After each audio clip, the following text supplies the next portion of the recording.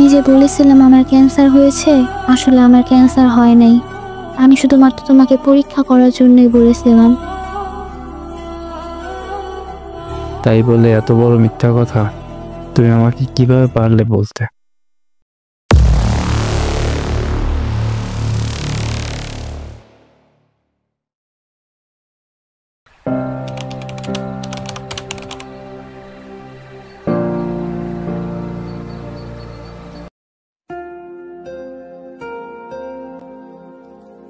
বলবো, বকা দিবা না কিন্তু। বলি? বলেন। I love you.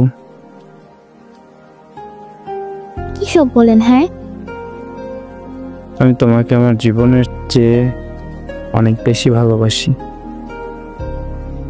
এটা কখনোই সম্ভব না। কিন্তু কেন সম্ভব না? আমি তো তোমাকে সত্যি নিজের করে পেতে চাই। এটা সম্ভব না, আমার সমস্যা আছে। কি সমস্যা তোমার যে আমাকে বলতে পারছো না? তুমি বলো, আমি শুনবো। কি হয়েছে তোমার? আপনার কাছে আমার নাম্বার আছে না? কল দেন তো। ওকে।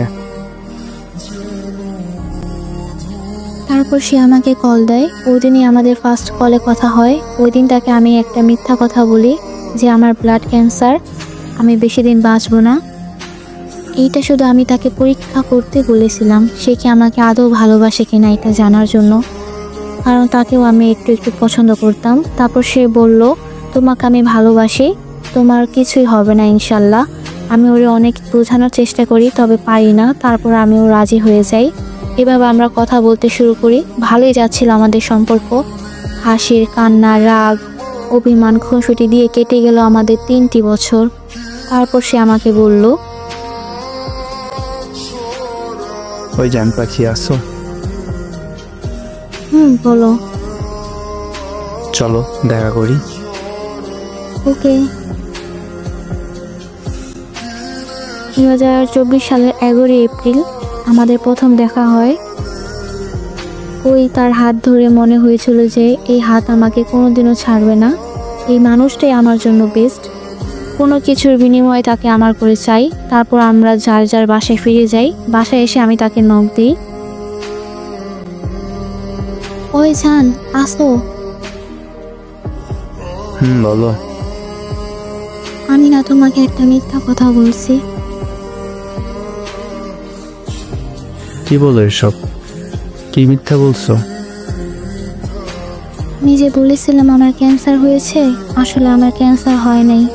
আমি শুধুমাত্র তোমাকে পরীক্ষা করার জন্যই বলেছিলাম। তাই বলে এত বড় মিথ্যা কথা তুমি আমাকে কিভাবে পারলে বলতে? তোমার কি একটু মুখে আটকালো না আমার কতটা কষ্ট হতে পারে? তুমি সেটা একবারও ভাবলে না? সরি, আমাকে মাফ করে দাও। আমি তোমাকে অনেক ভালোবাসি, আমাকে ছেড়ে যেও না। আচ্ছা, যাবো না ছেড়ে আমার পাগলিটাকে। তুমি এমনটা আর কখনো করো না। আচ্ছা ঠিক আছে জান।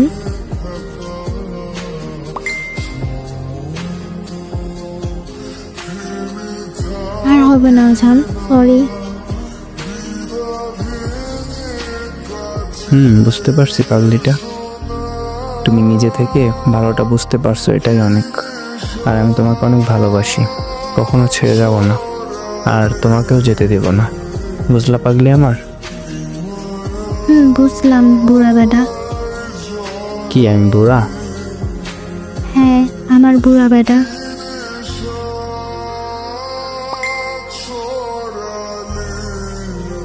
হ্যাঁ, তোমার বুড়া বিদি।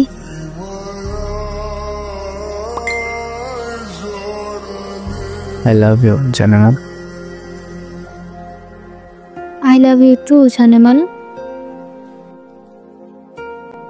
এইভাবেই কেটে গেল আরও একটা বছর। তারপর তার পরিবার এবং সে আমাকে দেখতে আসে আমাদের বাসায়। আমাদের বিয়ের কথা ফাইনাল করে। 2025 সালে 26শে সেপ্টেম্বর আমাদের বিয়ে হয়। পেয়ে যাই আমাদের ভালোবাসার পূর্ণতার ছোঁয়া। তার জন্য কিছু কথা বলি। যা, তোমাকে আমি অনেক ভালোবাসি গো। তোমাকে জীবনসঙ্গী হিসেবে পেয়ে আমার জীবন পরিপূর্ণ হয়ে গেছে। তোমার মতো মানুষ পেয়ে নিজেকে খুব ভাগ্যবতী মনে হচ্ছে। আপনাদেরকে বলছি, জীবনের যে কোনো পরিস্থিতি আসুক না কেন, নিজের ভালোবাসার হাত কখনো ছেড়ে দিবেন না। কারণ দুনিয়ার সব পাওয়া যায়, কিন্তু প্রিয় মানুষ হারিয়ে গেলে আর তাকে ফিরে পাওয়া যায় না। তাই সময় মতো থাকতে নিজের প্রিয় মানুষকে যত্ন করতে শিখুন।